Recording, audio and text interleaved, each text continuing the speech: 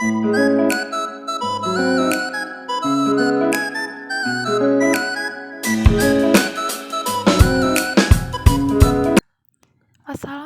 warahmatullahi wabarakatuh. Izinkan saya memperkenalkan diri saya. Saya Siti Wardena, kelas PPS 3B. Saya di sini untuk memenuhi tugas ujian akhir semester mata kuliah Sejarah Pemikiran Ekonomi Islam. Di sini saya ingin menyampaikan tentang salah satu tokoh pemikiran Islam, yaitu Al-Saitibi. Biografinya seperti apa dan pemikirannya terhadap ekonomi Islam bagaimana? Yuk kita simak bersama-sama.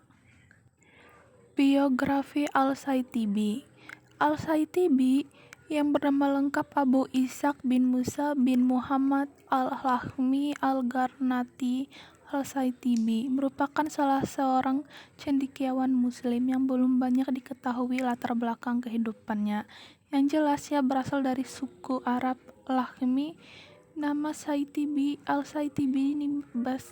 dinisbatkan ke daerah asal keluarganya, Saitibah atau Jativa, yang terletak di kawasan Spanyol bagian timur. Tentang tahun kelahirannya, para ahli sejarah memiliki pandangan yang berbeda. Diperkirakan ia lahir antara tahun 720 Hijriah sampai 730 Hijriah dan wafat pada hari Selasa tanggal 8 Sabian tahun 790 Hijriah atau 1388 Masehi. Setelah berjuang selama 70 tahun dalam menyebarkan ilmu dan menegakkan kebenaran di bumi Granada, ia berasal dari Banu Lahmi yang merupakan keturunan bangsa Arab Yaman yang berasal dari Bethlehem Al-Sayyam. Keluarga Al-Saitibi berhijrah ke Granada pada tahun 1247 Masehi setelah Sativa jatuh ke tangan Raja Spanyol Urukun. Setelah mereka berperang selama 9 tahun sejak tahun 1239 Masehi.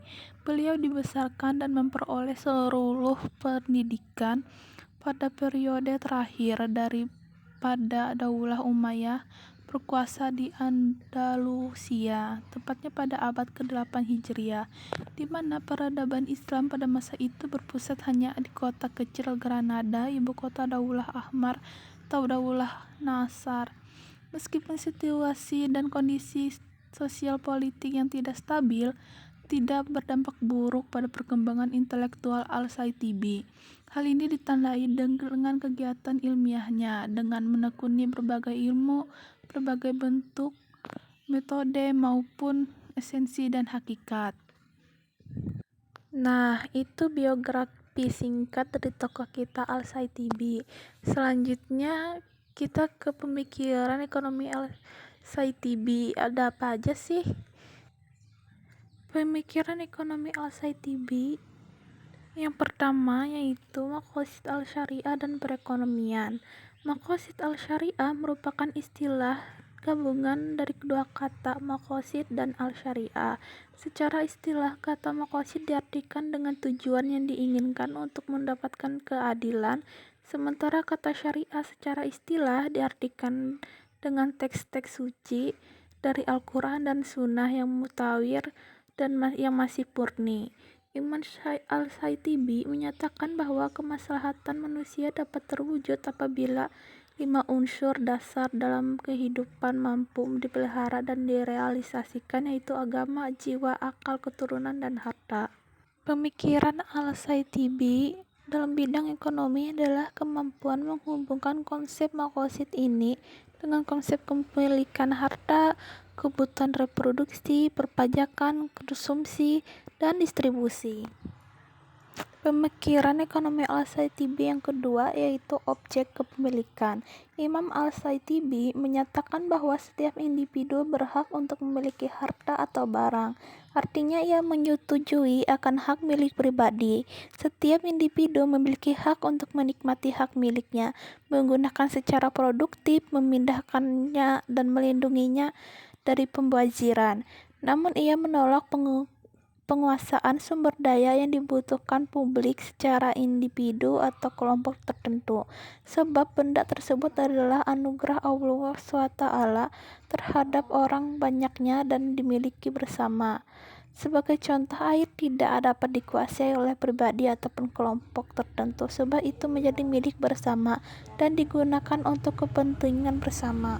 Pemikiran ekonomi Al-Shatibi yang ketiga yaitu pajak. Pajak merupakan sejumlah harta yang ditentukan oleh negara terhadap masyarakat untuk ditunaikan demi terwujudnya kemaslahatan bersama.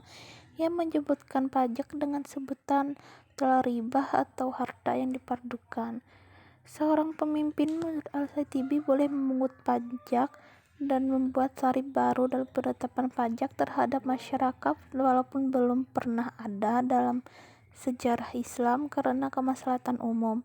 Selain itu, negara juga memiliki kewenangan penetapan tarif pajak, jenis pajak maupun lingkup pajak lainnya. Namun jenis pajak ini negara tidak boleh bebas dalam mengutipnya. Yang keempat atau yang terakhir yaitu kebutuhan produksi, konsumsi, dan distribusi. Menurut Al-Shatibi, pemenuhan kebutuhan menjadi kewajiban dan tanggung jawab individu dari tuntunan agama untuk mewujudkannya, baik yang bersifat primer, sekunder, dan tersier. Hal ini bertujuan untuk terpeliharanya salah satu unsur pokok yang 5, yaitu jiwa dari ancaman penyakit kematian. Demikian penyampaian singkat saya tentang salah satu tokoh pemikiran ekonomi Islam. Mohon maaf jikalau ada kekurangan. Semoga bermanfaat bagi kita semua. Wassalamualaikum warahmatullahi wabarakatuh.